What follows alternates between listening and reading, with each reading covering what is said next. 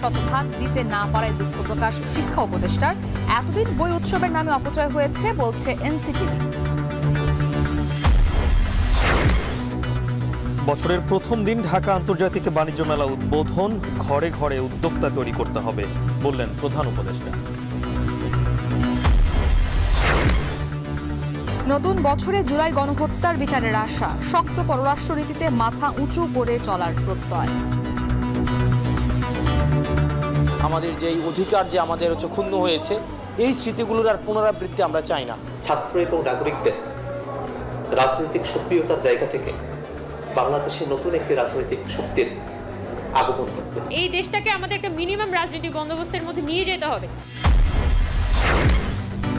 এবং মাসের পর মাস বেতন পান না জাতীয় দলের 2 নারী ক্রিকেটার, নথি খুঁজে পাচ্ছে না বিসিবি।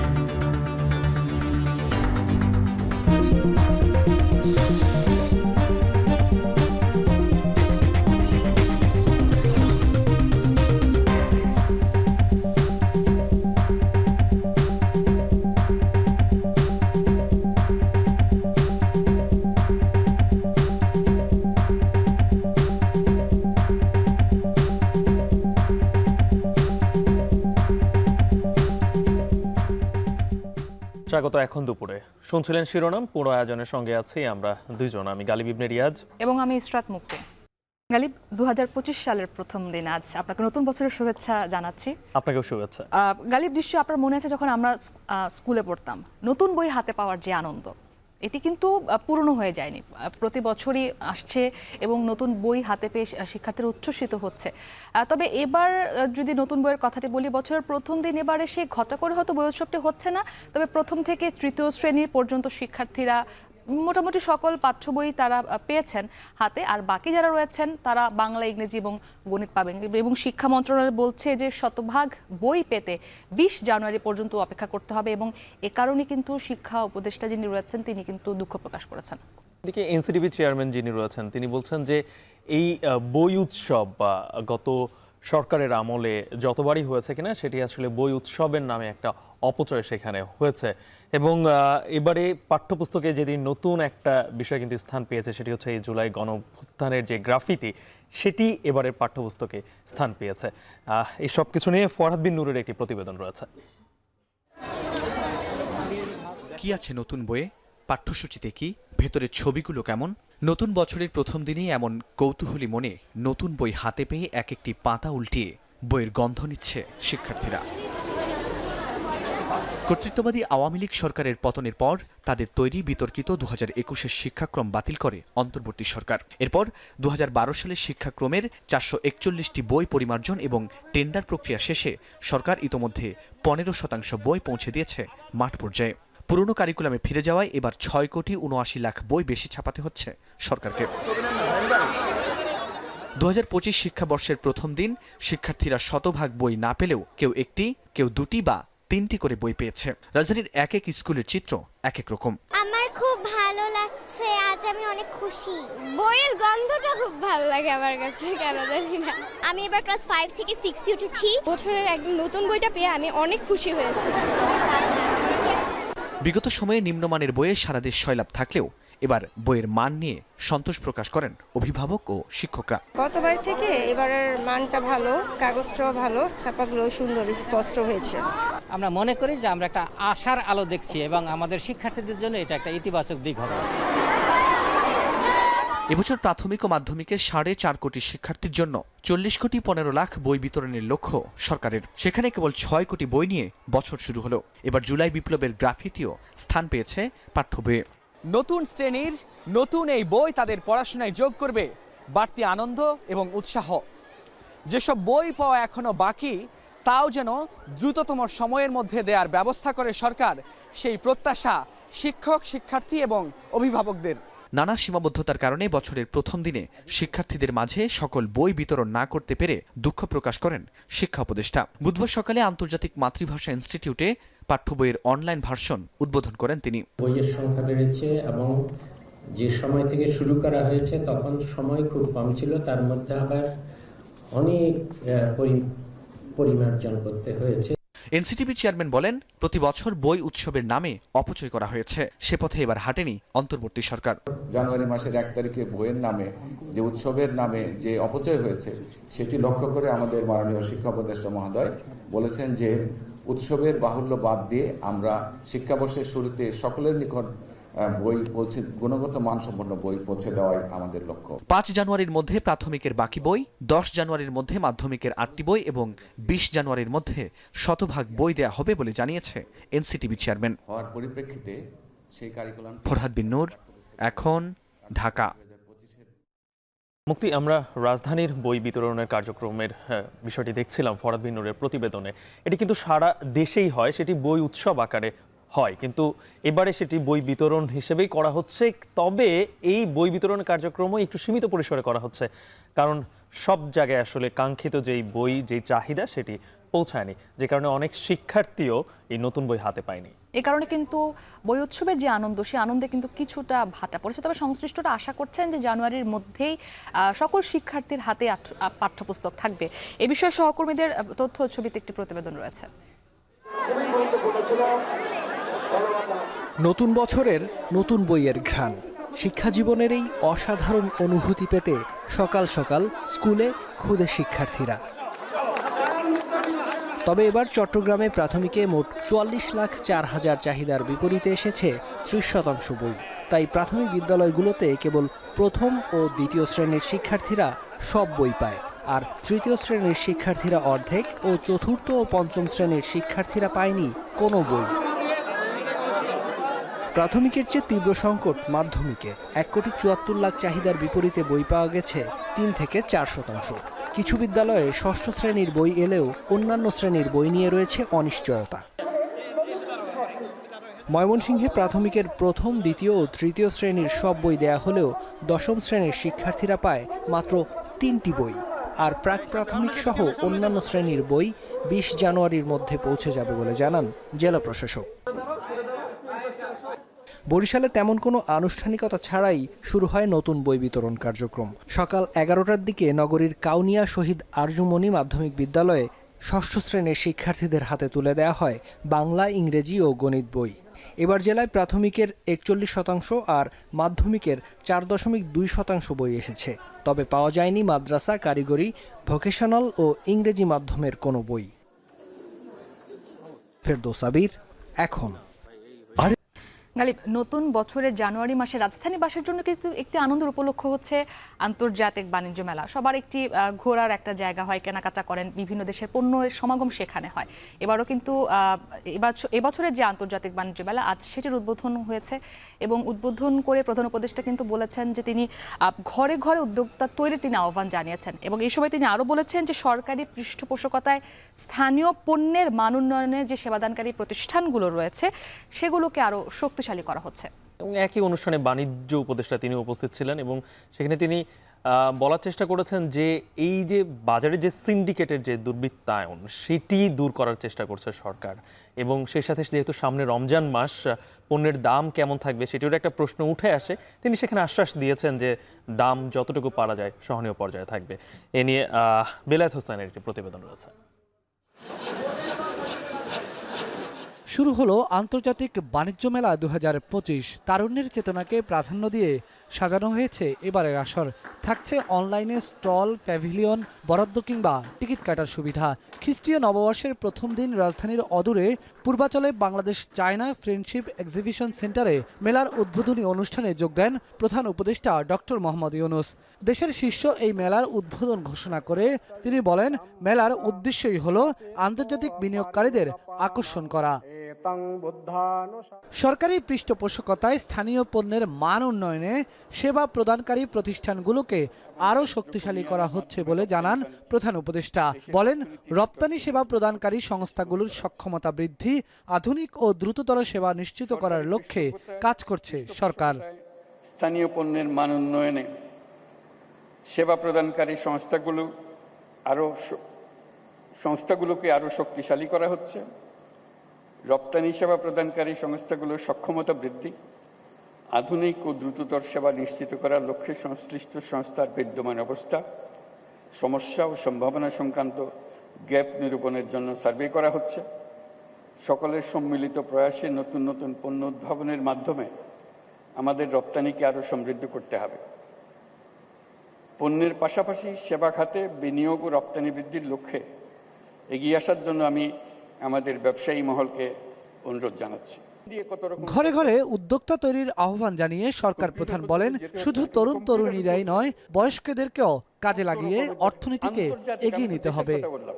আন্তর্জাতিক ব্যবসা, ঘরে বসে কোথায় কোন দুনিয়াতে কি সফটওয়্যার বিক্রি করে দিচ্ছে সে। কাজে উপজেলায় উপজেলায় প্রতিযোগিতা হবে, প্রত্যেক উপজেলা থেকে 3 জন 4 জন যা আপনারা বিচার করেন আসবে, তাদের জায়গা পাবে, তাদের সমস্ত খরচ সরকার বহন করবে। বাণিজ্য মেলার উদ্বোধনী এই অনুষ্ঠানে বাণিজ্য উপদেষ্টা বলেন, বাজার সিন্ডিকেটের দুর্বৃত্তায়ন বন্ধ করবে সরকার। রমজানে সকল নিত্যপণ্যের দামও কমে আসবে। আসন্ন রমজানে বাজারে পণ্যের সরবরাহ স্বাভাবিক রাখতে ইতিমধ্যে সকল প্রস্তুতি গ্রহণ করা হয়েছে। আমার প্রত্যাশা, রমজান কেন্দ্রিক পণ্যের মূল্য স্তর স্থিতিশীল থেকে নিম্নমুখী থাকবে। আমি মনে করি তেলের দাম কমবে, ছোলার দাম কমবে, ডিম ও পেঁয়াজের দাম স্থিতিশীল থাকবে। আমরা দুর্বৃত্তায়ন বন্ধ করতে চাই, দক্ষতা ভিত্তিক বাজার ব্যবস্থা চাই, যার অনুপস্থিতিতে গত 1.5 দশকের শাসন আমলে সিন্ডিকেটের জন্ম দিয়েছে। জুলাই আগস্ট অভ্যুত্থানে শহীদদের সম্মানে এবারের বাণিজ্য মেলায় যুক্ত হয়েছে নতুনত্ব, তৈরি হয়েছে আবু সাইদ ও মীর মুগ্ধ কর্নার। বেলায়েত হুসাইন, এখন, ঢাকা। বহির্বিশ্বের দাসত্বর শিকল থেকে মুক্ত হয়ে শক্ত পররাষ্ট্র নীতি নিয়ে মাথা উঁচু করে দাঁড়াবে লাল সবুজের বাংলাদেশ। ধ্বংস হয়ে যাওয়া অর্থনীতি পুনরুদ্ধার করে রচিত হবে স্বনির্ভর বাংলাদেশের গল্প। অতীতের দুঃখ দুর্দশার স্মৃতি মুছে রচিত হবে নতুন অধ্যায়। রাজনৈতিক ঐক্যের হাত ধরে তৈরি হবে ফ্যাসিবাদ বিরোধী জাতীয় ঐক্য। 2025 সালে এমন প্রত্যাশা করছেন সাধারণ ছাত্র জনতা। তবে সব প্রত্যাশা ছাপিয়ে 25-এর মধ্যেই জুলাই গণহত্যার বিচারের তাগিদ তাদের। বেলায়েত হুসাইনের প্রতিবেদন।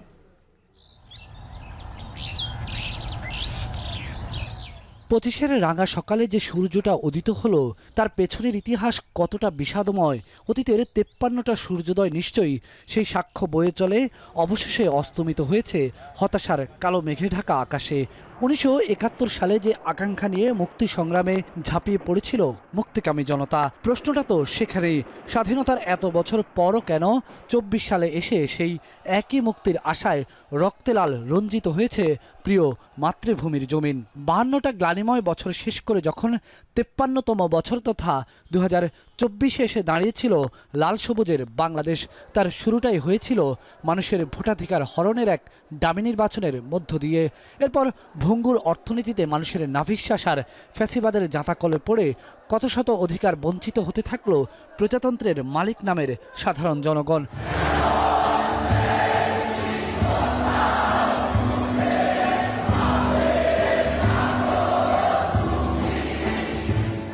সকল বঞ্চনার কড়ায় গণ্ডায় হিসেব বুঝিয়ে দিতে বছরের ঠিক মাঝামাঝিতে তরুণ ছাত্র জনতার রাজপথের লড়াই ছিল এক বিস্ফোরিত গণ অভ্যুত্থানের দ্রোহযাত্রা। এর মাঝে কত প্রাণ অকালে ঝরেছে, কত দেহ ক্ষত বিক্ষত হয়ে বঙ্গুত্ব বরণ করে নিয়েছে। তবুও তাদের একটাই প্রত্যয়, মাতৃভূমি অথবা মৃত্যু। দীর্ঘ সময়ের একটা অতীতের দুঃখ স্মৃতি নিয়ে আমরা বড় হয়েছি এই প্রজন্ম। আমরা চাই 24 পরবর্তী সময়ে 25 সালে যখন আমরা পা রাখবো, তখন এই অতীতের যে কনফ্লিক্ট, আমাদের যে ব্লাডশেড, আমাদের যে অধিকার যে আমাদের ক্ষুণ্ণ হয়েছে, এই স্মৃতিগুলোর আর পুনরাবৃত্তি আমরা চাই না। আই জাস্ট হোপ যে 2025 সালে আমাদের এই যে একটা নব উত্তরণ হয়েছে, একটা বৈপ্লবিক উত্তরণ হয়েছে মনস্তাত্ত্বিক এবং রাজনীতি সংস্কৃতি সব দিক থেকে, সেই উত্তরণটাকে আমরা আরও বেশি স্টেবল ফর্মে একটা ফরমেশনের মধ্যে দিয়ে দেখতে পারবো। 2025 সালে তাদের প্রত্যাশা, সমাজে থাকবে না কোনো বৈষম্য, মানুষ মানুষের মর্যাদা পাবে, প্রতিষ্ঠিত হবে ন্যায় বিচার, ফিরবে অর্থনীতির স্বনির্ভরতা, আর বিশ্বের দরবারে শক্তিশালী পররাষ্ট্রনীতি নিয়ে মাথা উঁচু করে দাঁড়াবে বাংলাদেশ। আমরা আশা করতে পারি যে 2025 সালে বাংলাদেশের একটা যুগান্তকারী পরিবর্তন আসতে যাচ্ছে, অন্তত দালিলিক পরিবর্তন। 2025 হবে সম্ভাবনার বছর, যখন ছাত্র এবং নাগরিকদের রাজনৈতিক সক্রিয়তার জায়গা থেকে বাংলাদেশে নতুন একটি রাজনৈতিক শক্তির আগমন ঘটবে। এই যে এত এত প্রত্যাশা, তার জন্যই প্রয়োজন জাতীয় ঐক্য। 25-এর প্রত্যাশা অবশ্যই এই ঐক্য অটুট থাকুক ফ্যাসিবাদ বিরোধী সকল শক্তির মাঝে। ফ্যাসিবাদের বিরোধিতার প্রশ্নে বাংলাদেশের সমস্ত রাজনৈতিক দলগুলো, রাজনৈতিক পক্ষগুলো একই সুরে তারা কথা বলবে। একটা পয়েন্টে যে এই দেশটাকে আমাদের একটা মিনিমাম রাজনৈতিক বন্দোবস্তের মধ্যে নিয়ে যেতে হবে, এটা হচ্ছে আমাদের পলিটিক্যাল কমিটমেন্ট, যেটা আসলে এই রাজনৈতিক সংগঠনগুলোও করেছিল। আমি বিএনপি বলি বা জামাত বলি, সকল পলিটিক্যাল পার্টির কিন্তু সেই 23 সাল থেকে একটা কমিটমেন্ট ছিল। তবে সকল প্রত্যাশা ছাপিয়ে তাদের দাবি অবশ্যই বিচার করতে হবে গণহত্যার। পিলখানা থেকে শুরু করে শাপলা, পরবর্তীতে হচ্ছে বিএনপি নিধন, জামাত নিধনের যেই নোংরা যে কর্মসূচিগুলো হাতে নিয়েছে, সেগুলোর যদি বিচার আমরা নিশ্চিত করতে পারি, এই সরকারের প্রতি মানুষের যে আস্থা, এই আস্থার জায়গাটি সুদৃঢ় হবে। এটা প্রত্যাশার বিষয় না, এটা করতেই হবে। গণহত্যার বিচার এটা করতেই হবে। গণহত্যার বিচারের আগে কোনো ধরনের নির্বাচনী কাঠামোর মধ্যে আমরা ঢুকতে চাই না। রাষ্ট্রবিজ্ঞানী অধ্যাপক সলিমুল্লাহ খান বলেন, 2024-এ মানুষের মুক্তির যে সূত্রপাত হয়েছে তার পূর্ণতা পাক 2025-এ এসে। এক্ষেত্রে বিগত ফ্যাসিবাদী সরকারের বিকল্প হয়ে উঠতে হবে জনগণকে। এই রাষ্ট্র জনগণের সম্পত্তি, তা জনগণের হাতেই ফিরে আসতে হবে। আমরা এক পরিবারের জায়গায় আরেক পরিবার যেমন চাই না, এক নেতার পরিবর্তে আরেক নেতাও চাই না, কিন্তু জনগণের যে সম্পত্তি এই রাষ্ট্র, সেটা যেন তাদের হাতে ফিরে আসে। এই মুক্তিযুদ্ধকে বদভাবে যারা ব্যবসায়ী পরিণত করেছিল তাদের বাদ দিয়ে ঐক্য করতে হবে, সবাইকে মিলে একটা ঐক্য, এটা কোনো জাতীয় ঐক্য নয়। মুক্তিযুদ্ধ পরবর্তী সময়ে চেতনার নামে যে বাণিজ্য চলেছে তা যেন 24 পরবর্তী বাংলাদেশে আর কখনো পুনরাবৃত্তি না হয়। 2025 সালে এটাই প্রত্যাশা প্রবীণ এই রাষ্ট্রচিন্তকের। বেলায়েত হোসাইন, এখন, ঢাকা। জুলাই অভ্যুত্থানে শহীদ ও আহত পরিবারের মাঝে এখন পর্যন্ত 47,32,00,000 টাকা বিতরণ করা হয়েছে। সংবাদ সম্মেলনে এই কথা জানান জুলাই শহীদ স্মৃতি ফাউন্ডেশনের সাধারণ সম্পাদক সার্জিস আলম। এদিকে যারা সঠিকভাবে নথিপত্র জমা দিতে পেরেছে তাদেরকেই আর্থিক সহায়তা দেওয়া হচ্ছে বলে জানান তিনি। হসপিটালে ভর্তি হয়েছে, আর এখন কেউ একজন মনে করেন কোনো কারণে একটা হাত কাটা গিয়েছে, 3 দিনে উনি ওটা সেলাই টেলাই কিচ্ছু লাগেনি, সুস্থ হয়ে গিয়েছেন। উনি যদি কোনো ডকুমেন্ট ছাড়া আসেন, আমি দিতে পারবো না। 826-এর মধ্যে অলরেডি আমরা 628 জনের কাছে পৌঁছে গিয়েছি। সো এতদিন আমাদের এটা ছিল ফার্স্ট প্রায়োরিটি, কারণ আমার অনেক পরিবারে যে ভাই শহীদ হয়েছেন তার পরিবারে উনি একমাত্র উপার্জনক্ষম, আর কেউ ছিল না।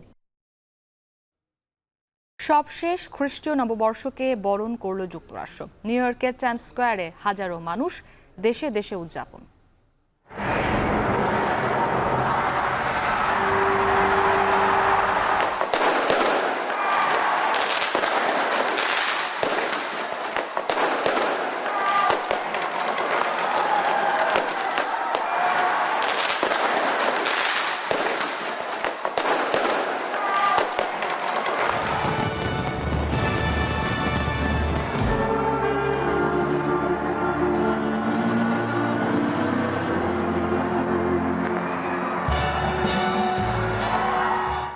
ছাত্র দলের 46তম প্রতিষ্ঠা বার্ষিকী উপলক্ষে রাজধানীর ইঞ্জিনিয়ার্স ইনস্টিটিউটে নানা কর্মসূচি আয়োজন করা হয়েছে।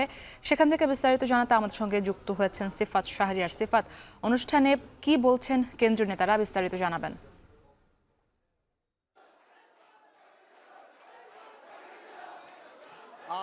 মুক্তি, আমরা এখন যেখানে রয়েছি ইঞ্জিনিয়ারিং ইনস্টিটিউশনে, এখানে ছাত্র দলের 46তম প্রতিষ্ঠা বার্ষিকী উপলক্ষে একটি আলোচনা সভার আয়োজন করা হয়েছে। এই আলোচনা সভাটি কিছুক্ষণ আগে আনুষ্ঠানিকভাবে শুরু হয়েছে এবং নিশ্চয়ই আশপাশে দেখতে পাচ্ছেন যে এখানে যারা নেতাকর্মী রয়েছে বিভিন্ন ইউনিটের, তারা ইতিমধ্যে এখানে এসে উপস্থিত হয়েছেন এবং এই তাদের 46তম প্রতিষ্ঠা বার্ষিকী উপলক্ষে সকাল থেকে নানা আয়োজন শুরু হয়েছে। শুরুতে সকাল 10টার পরে বিএনপির যিনি প্রতিষ্ঠাতা রয়েছেন জিয়াউর রহমান, তার সমাধিতে শ্রদ্ধা নিবেদন করেন দলের নেতাকর্মীরা। তারপরে আমরা যেটি দেখি 12টার পর থেকে তারা একটি রক্তদান কর্মসূচির আয়োজন করে এই ইঞ্জিনিয়ারিং ইনস্টিটিউশনের সামনেই। এবং এখন যেটি এই আলোচনা সভায় দলের ভারপ্রাপ্ত চেয়ারম্যান তারেক রহমান উপস্থিত থাকার কথা রয়েছে এবং সেই সাথে দলের মহাসচিব মির্জা ফখরুল ইসলাম আলমগীর উপস্থিত থাকার কথা রয়েছে। যদিও আমরা এই মুহূর্তে যেটি দেখছি, মঞ্চে এখনো মহাসচিব না আসলেও কিছু কেন্দ্রীয় নেতা কিন্তু ইতিমধ্যে এখানে এসে উপস্থিত হয়েছেন এবং ছাত্র দলের বর্তমান সভাপতি এবং সাধারণ সম্পাদক সহ আমরা যেটি দেখছি আমরা কেন্দ্রীয় নেতা শামসুজ্জামান দুদু, শহীদউদ্দিন চৌধুরী, অ্যানিকে দেখতে পাচ্ছি, যারা ইতিমধ্যে এখানে এসে মঞ্চে উপস্থিত হয়েছেন, এবং আমানুল্লাহ আমানকেও এখানে দেখা যাচ্ছে। তারা যেটি বলছে যে বাংলাদেশের যে ছাত্ররা যে গণ অভ্যুত্থানের নেতৃত্ব দিয়েছে, পরবর্তী সময়ে বাংলাদেশের গণ অভ্যুত্থানের পরবর্তী সময়ে গণতন্ত্র পুনরুদ্ধারে যে কোনো সংকটে বাংলাদেশের ছাত্র রাজনীতি সঠিক পথে নেওয়ার জন্য ছাত্রদল কাজ করবে, এমনটি তারা বলছেন। এবং বিশেষ করে তারা বলছেন ছাত্র দলের পূর্ণাঙ্গ কমিটি সারা দেশে যে প্রকাশের যে বিষয়টি, সেটি কিছুদিনের মধ্যে সারা দেশে পূর্ণাঙ্গ কমিটি দেওয়া হবে। তো মুক্তি, এই ছিল আমার কাছে ঢাকার ইঞ্জিনিয়ারিং ইনস্টিটিউশন থেকে ছাত্রদলের 46তম প্রতিষ্ঠাবার্ষিকীর আলোচনা সভার সবশেষ। যুক্ত ছিলেন সহকর্মী সিফাত শাহরিয়ার।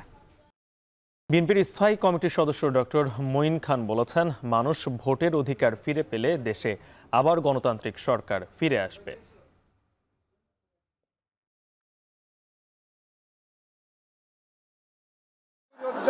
চাঁদাবাজদের অভয়ারণ্য হয়ে উঠেছিল যে ছাত্র রাজনীতি, সে ধরনের ছাত্র রাজনীতি বাংলাদেশ থেকে পুরোপুরি বিলুপ্ত করবে বাংলাদেশ জাতীয়তাবাদী ছাত্র দল।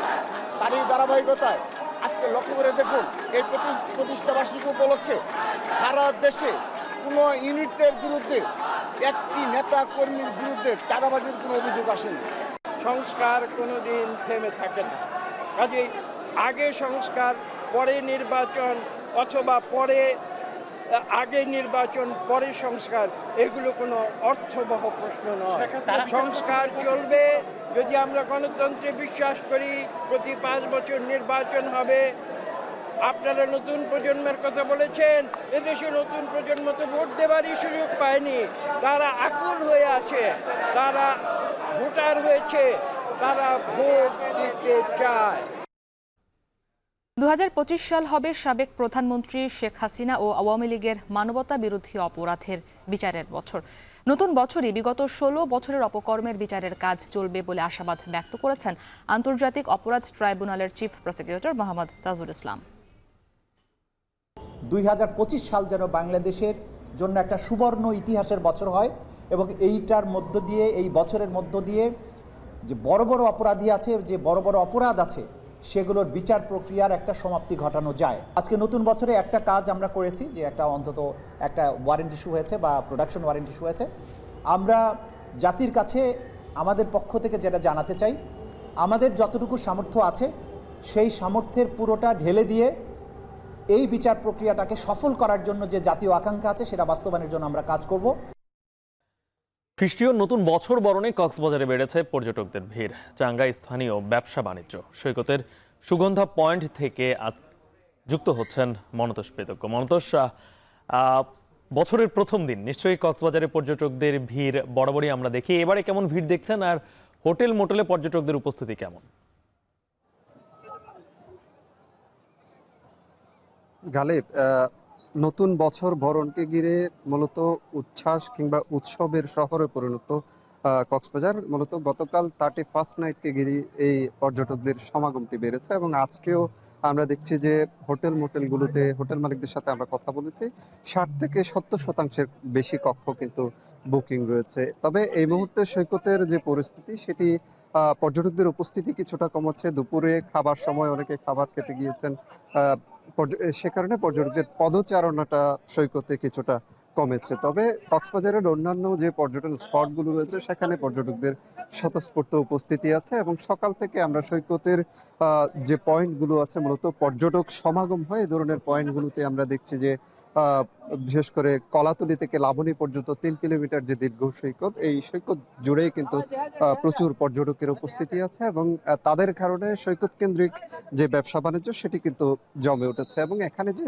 হোটেল মোটেল কিংবা রিসোর্টের কথা যদি বলি, সেখানে এই শীত মৌসুমের শুরু থেকে আসলে পর্যটকদের সমাগমটা শুরু হয়েছে, এবং এই সমাগমটা যেহেতু অব্যাহত রয়েছে এবং পর্যটকদের অব্যাহত যে আসার প্রবণতা, কক্সবাজারে প্রতিনিয়ত যে পর্যটকরা আসছেন, নতুন বছরেও পর্যটকদের সমাগমটা বেড়েছে, সেটিকে ঘিরে পর্যটন ব্যবসায়ীদের মনে কিন্তু নতুন করে আশার সঞ্চার হয়েছে, এবং তারা এই মৌসুমে 1000 কোটি টাকার ব্যবসা তারা আশা করছেন।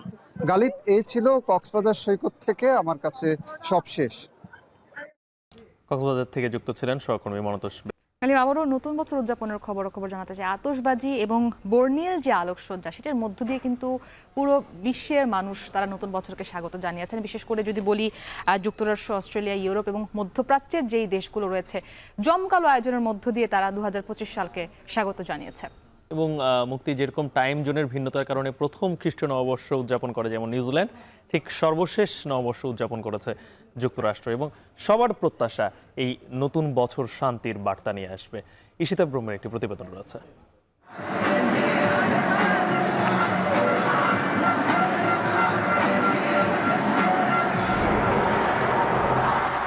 অস্ট্রেলিয়া, ইউরোপ, কানাডার পর এবার খ্রিস্টীয় নতুন বছরকে বরণ করে নিল যুক্তরাষ্ট্র। নিউ ইয়র্কের ঐতিহাসিক টাইমস স্কোয়ারে ঘড়ির কাঁটায় রাত 12টা বাজতেই আইকনিক বল ড্রপের মধ্য দিয়ে নতুন বছরকে স্বাগত জানালো মার্কিনরা। বর্ষবরণ উদযাপনে এদিন টাইমস স্কোয়ারে জড়ো হন লাখো মানুষ। আতশবাজি আর বর্ণিল আলোকসজ্জার মতোই যেন আলোকিত হয়ে আসে নতুন বছর, সেই প্রত্যাশা সবার।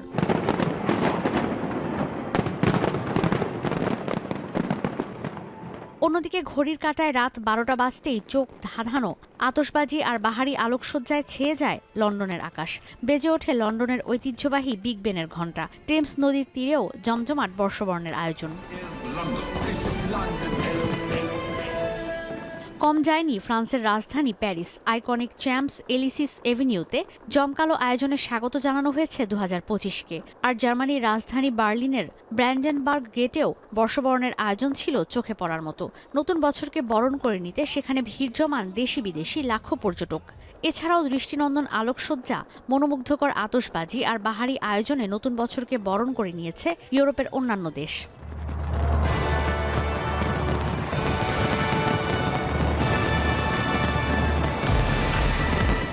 এর আগে নিউজিল্যান্ডের অকল্যান্ড এবং অস্ট্রেলিয়ার সিডনিতে চোখ ধাঁধানো বর্ণিল আতশবাজিতে সবার আগে খ্রিস্টীয় নতুন বছরকে বরণ করে নেওয়া হয়।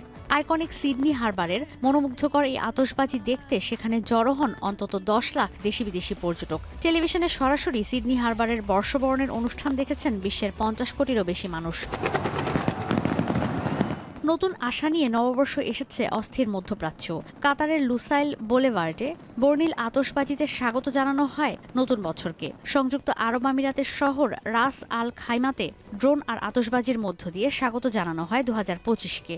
দুবাইতে বর্ণিল সব আতশবাজির প্রদর্শনী ছিল স্কাই স্ক্র্যাপার বুর্জ খলিফাতে।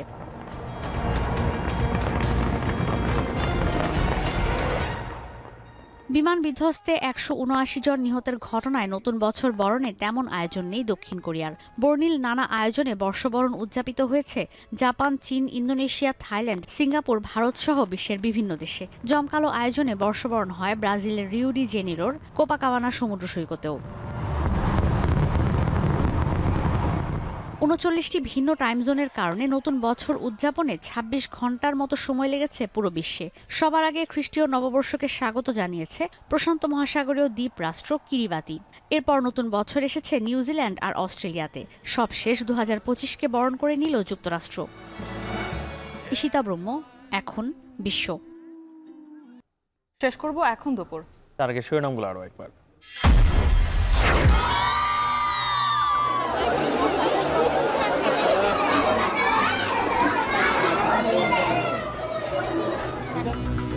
স্কুলে স্কুলে বই দেয়া শুরু, শতভাগ দিতে না পারায় দুঃখ প্রকাশ শিক্ষা উপদেষ্টার। এতদিন বই উৎসবের নামে অপচয় হয়েছে বলছেন এনসিটিভি। বছরের প্রথম দিন ঢাকা আন্তর্জাতিক বাণিজ্য মেলা উদ্বোধন। ঘরে ঘরে উদ্যোক্তা তৈরি করতে হবে বললেন প্রধান উপদেষ্টা। নতুন বছরে জুলাই গণহত্যার বিচারের আশা, শক্ত পররাষ্ট্রনীতিতে মাথা উঁচু করে চলার প্রত্যয়। আমাদের যে অধিকার যে আমাদের ক্ষুণ্ণ হয়েছে, এই স্মৃতিগুলোর আর পুনরাবৃত্তি আমরা চাই না। ছাত্র এবং নাগরিকদের রাজনৈতিক সক্রিয়তার জায়গা থেকে বাংলাদেশে নতুন একটি রাজনৈতিক শক্তির আগমন ঘটবে। এই দেশটাকে আমাদের একটা মিনিমাম রাজনৈতিক বন্দোবস্তের মধ্যে নিয়ে যেতে হবে। এবং মাসের পর মাস বেতন পান না জাতীয় দলের 2 নারী ক্রিকেটার, নথি খুঁজে পাচ্ছে না বিসিবি।